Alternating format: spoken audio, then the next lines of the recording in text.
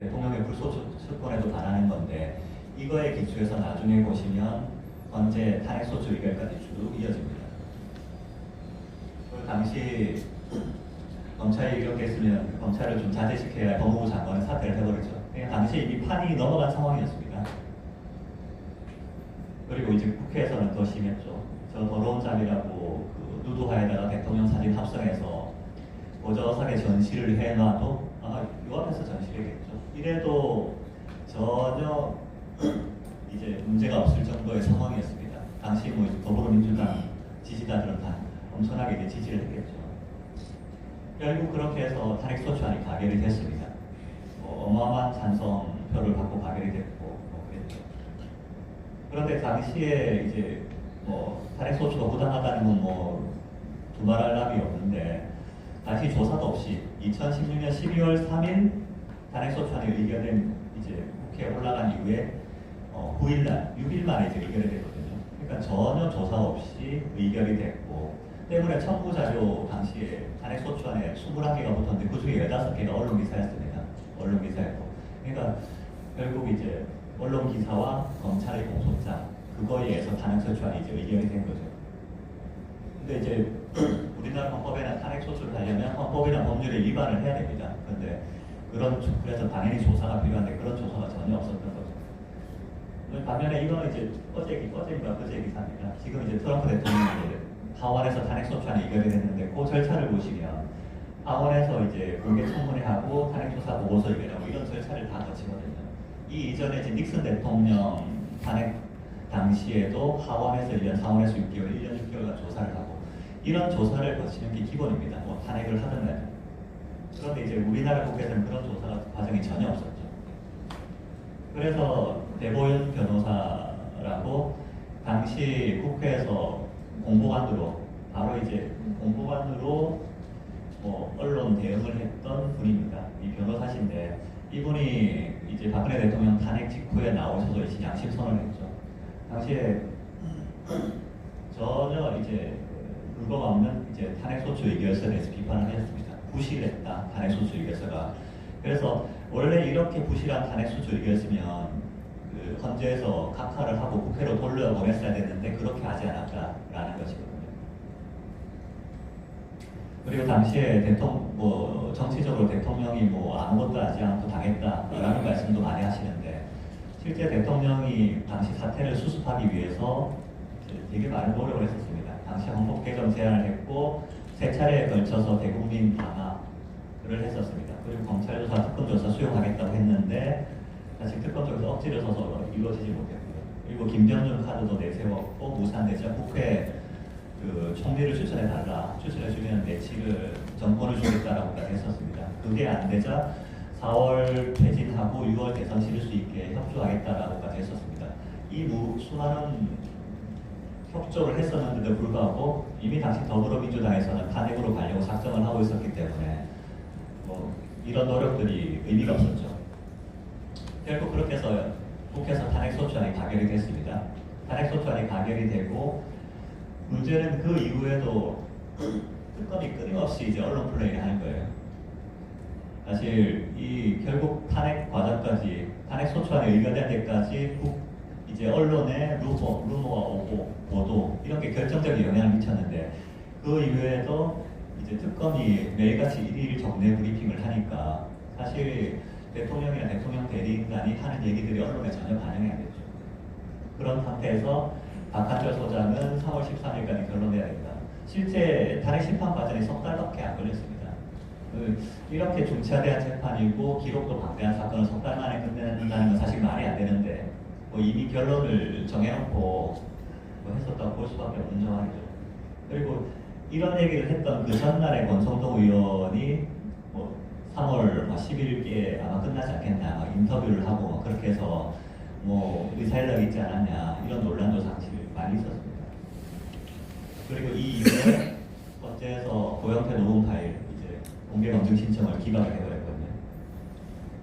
고영태 녹음 파일은 어떤 내용이 있었냐면 고영태가 이제 최서원 씨 통해서 뭔가 이득을 챙기려니까 잘 안 되고 이러니까 박근혜 대통령 측 죽이고 다른 쪽과 얘기하자. 이 다른 쪽이 어느 쪽인지는 각자의 상상에 맡기겠습니다. 이런 식의 내용들이 쭉 있었던 이제 녹음 파일이었거든요. 그러니까 사실 이 파일이 어찌 보면 이 탄핵 사태의 핵심 중에 하나였습니다. 그런데도 이제 헌재에서는 볼 필요 없다 하고 검증 시설을 기각을 해버렸다. 태블릿 PC도 정말 중요한 내용이었지만 헌재에서 감정보수 채택을 기각을 해버렸죠. 그리고 증인도 무더기로 이제 채택을 기각해버렸죠. 사실 결론 정해놓고 갔던 거죠. 그래서 이제 대통령 대리인단 당시에 고영태만이라도 좀 증인으로 불러서 해보고 싶다라고 그렇게 주장을 했는데도 고영태마저도 저희가 증인으로 부르지 못했습니다. 사실 고영태는 당시에 본인이 형사재판에 나가서는 떳떳하게 증언도 하고 했는데 헌재는 죽어도 안 나왔죠. 왜냐하면 나왔을 경우에 본인한테 명백히 불리하다는 걸 알았거든요. 결국 이렇게 이제 탄핵 심판 절차가 불공정하게 이루어지니까 대통령 대리인단이 이제 강일원 재판관 기피 신청까지 했죠. 근데 이 기피 신청해도 소용이 없는 게 이 기피 신청에 대한 결정을 여기 재판관들이 하거든요. 그러니까 저희가 기피 신청을 하니까 자기들끼리 이제 휴정하고 5분 뒤에 들어와서 기피 신청 기각 이렇게 그냥 결론 내려버리고 끝냈습니다. 결국 이렇게 해서 대통령이 탄핵이 됐죠. 근데 이제 대통령 탄핵이 끝이 아니었습니다. 그러니까 이제 통상은 사실 그렇게 무슨 잘못인지 모르겠는데 탄핵까지 했으면 그걸로 끝내주면 되는데 기어코 구속을 하고 이렇게 형사절차까지 넘기더라고요. 그러니까 저는 이제 이 문제를 어떻게 생각하냐면 박근혜 대통령이 그냥 단순히 탄핵은 당했지만 탄핵을 당해서 그냥 온전하게 계실 경우에 사실 이 정치 세력들 입장에서는 상당히 여러 가지 두려움이 있었을 겁니다. 그래서 그 두려움을 없애고 어떤 두려움의 싹을 미연에 제거하고자 대통령의 인신까지 구속해야 되지 않았나 그렇게 생각을 합니다. 형사재판도 사실 뭐 불공정은 마찬가지였죠. 쭉 절차를 보시면 그 언론의 루보와 오보로 시작돼서 탄핵 심판 절차까지 불공정하게 진행했는데 형사재판 절차가 제대로 진행될 리가 없겠죠. 그래서 이때 트럭 기소란 말이 처음 나왔습니다. 기록이 거의 12만 쪽에 달했는데 사실 대통령 형사 그 변호인단 7명이었거든요. 제대로 기록하고 하기 힘든 상황이었습니다. 그런 상황이었는데 시간도 제대로 채워지지 않았죠.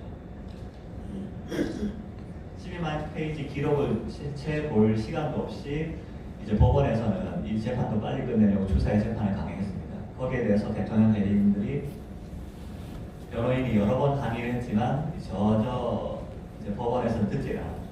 그래서 사실 주사회 재판을 하게 되면 변호인으로서는 이제 기록을 보고 이제 증인신문 준비하고 이럴 시간적 여유가 전혀 없는 거예요. 그러니까 뭐 사실 변호인들이 원칙은 다 법정에 출석해서 해야 되는데 그것도 안 되고 법정에는 한두 명만 남기고 나머지는 또 이제 밖에 사무실 가서 기록 준비를 해야 되는 그런 이상한 상황이 벌어졌습니다. 그리고 저희 주사회 재판을 하다 보니까 당시 박근혜 대통령도 건강이 이때 많이 악화됐죠. 그러니까 오전 오후 하루에 8시간, 10시간씩 이제 법정에 그 딱딱한 의자에 앉아 계시니까 이때 허리도 많이 상했습니다. 근데 이제 일단 구속을 시켜놨는데 정권 입장에서는 불안한 거죠. 이게 혹시나 문제가 나오면 어떡하나. 특히 뇌물죄. 이 뇌물죄는 이 현 정권의 어떤 정당성과 직결된 부분이 되기 때문에 이 부분에 대해서는 절대 무죄가 나오면 안 되는 거죠. 그래서 정권에서 어떤 일을 하냐. 일단 특검을 통해서 정유라를 이제 보상을 해갑니다. 당시에 상황이 삼성재판에서 이게 뇌물죄가 되냐라고 재판부도 얘기를 하고 여러 가지로 좀 의구심이 많던 상황이었습니다. 근데 이 판을 뒤집기 위해서 정유라를 새벽에 변호인도 모르게 보상을 해가서 다음날 법정에 출석을 시켜서 증언을 시킵니다. 말세마리 관련이었죠. 이때 그 증언 때문에 사실 말세마리가 뇌물이 되는데 결정적인 영향을 미쳤거든요.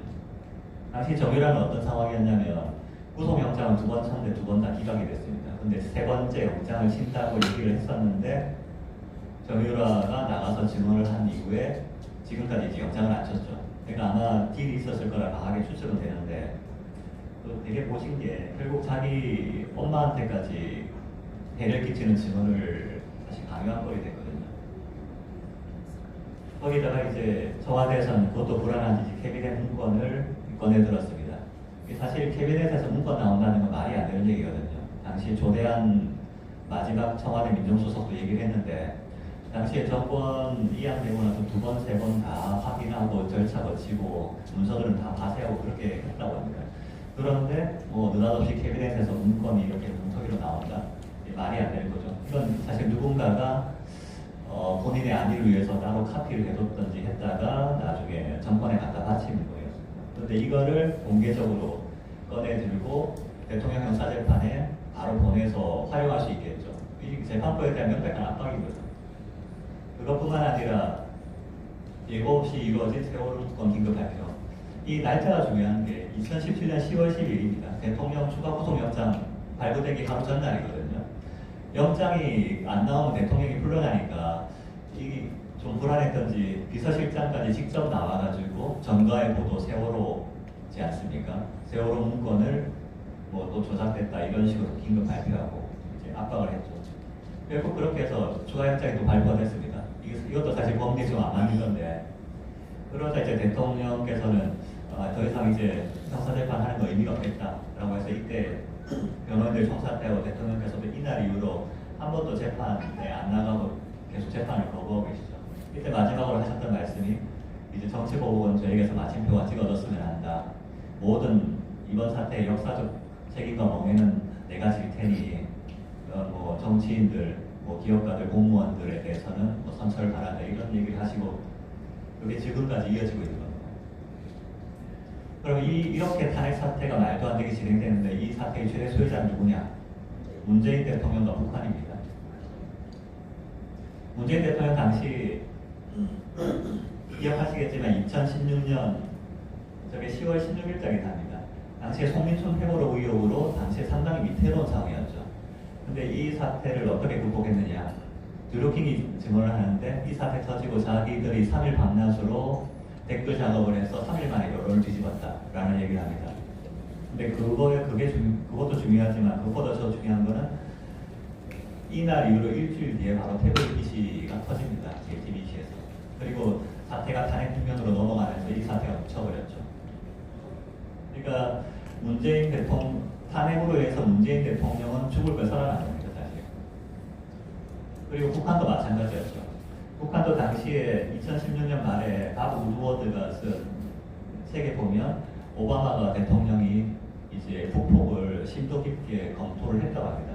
그러니까 북한에서 2016년 9월 9일 5차 핵실험을 하고 미국에서는 오바마 대통령이 야 이거 더 이상 놔두면 안 되겠다. 후임 대통령 가기 전에 내선에서 이거 처리하겠다라고 해서 북폭을 기획을 하고 심도 깊게 조사를 시킵니다. 근데 이제 막판에 상황이 여의치 않아서 이제 포기가 되거든요. 당시에 그 1년에 미국하고 당연히 대한민국하고는 이제 의사회담이 있었겠죠.